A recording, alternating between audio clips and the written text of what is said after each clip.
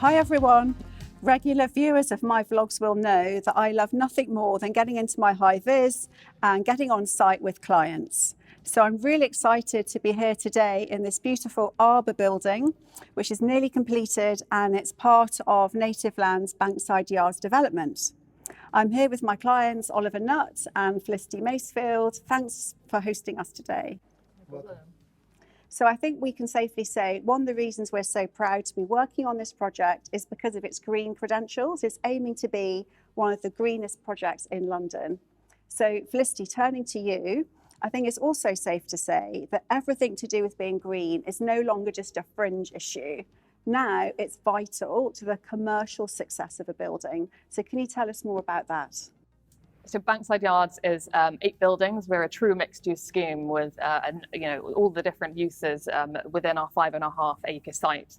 And we are the UK's first major mixed-use fossil fuel-free development. So we are net zero carbon in operation, which we're really excited about. We are also using a 5th generation energy network, and we're the first to be doing that on such a scale in the UK. And that essentially is a network which interlinks all the 8 buildings, and it allows them to extract or reject energy based on demand at the time, which makes it very efficient, especially when you have residential using energy in the mornings and the evenings and office in the day. And so that reduces the amount of energy which is wasted, and then also that will be eventually reduction in costs as well. The building Arbor, where we are standing at the moment, is we're targeting a BREEAM rating of excellent and the EPC A rating. And we've worked really hard to design in, features of light and volume, and that's partly with our, optimized facade, which is triple glazed and using low iron glass, which is kind of optically clear. And the optimized facade has an anti-solar gain blind within it, which reduces the need for cooling, and so reduces the amount of energy that we are using.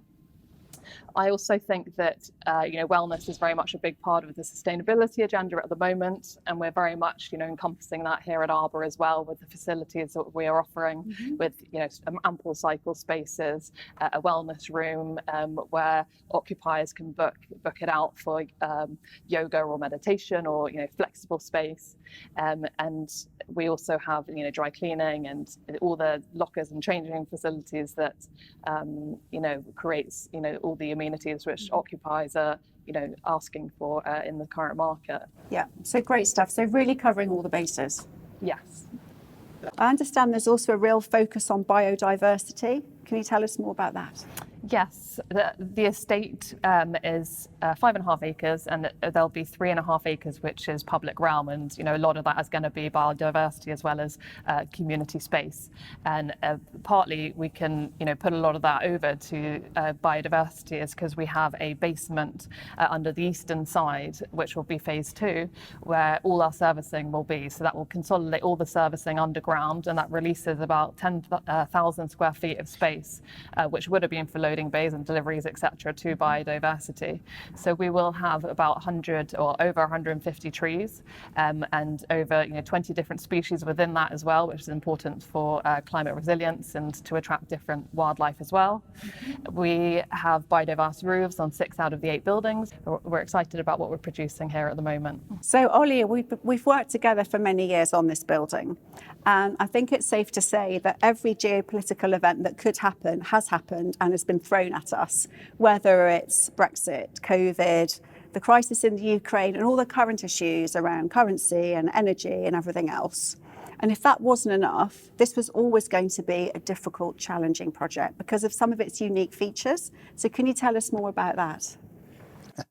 Arbor's here, smack in the centre of London, on the River Thames, and directly adjacent to Blackfriars train station.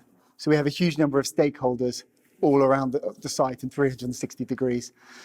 One of the most important is Network Rail, and in fact, about half of the floor plate of Arbor, the building we're in, oversails the Network Rail viaduct. So there's a huge amount of work to actually land the columns of the building within the viaduct. On top of that, it's an incredibly constrained site from a logistics point of view. It's a brownfield site, and there's a phased delivery. So you're right, this has been a unique project to deliver, let alone the challenges we've had in the last few years. Yeah. So knowing all that now, and with the sort of benefit of hindsight and all your experience, can you reveal what your top 3 tips would be for a successful construction project? My top 3 tips would be collaboration, collaboration, collaboration again, if I can rework an old phrase. Firstly, in terms of with the contractors, McGee and then Multiplex have delivered the basement and Arbor here on Bankside Yards. And we've worked really hard at every stage and handover to make sure that we're setting the project up for a successful delivery.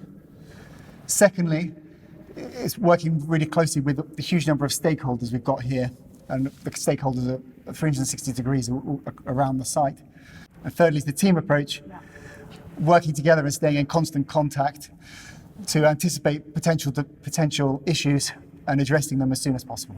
So thanks, Ollie. It all comes down to teamwork as ever. So I'm sorry, that's all we've got time for today. Thanks so much, Ollie and Felicity, for your time. And if you want to see more of our vlogs and blogs, you can go to Clifford Chance Construction Group Construction Onsites. Thanks very much for watching.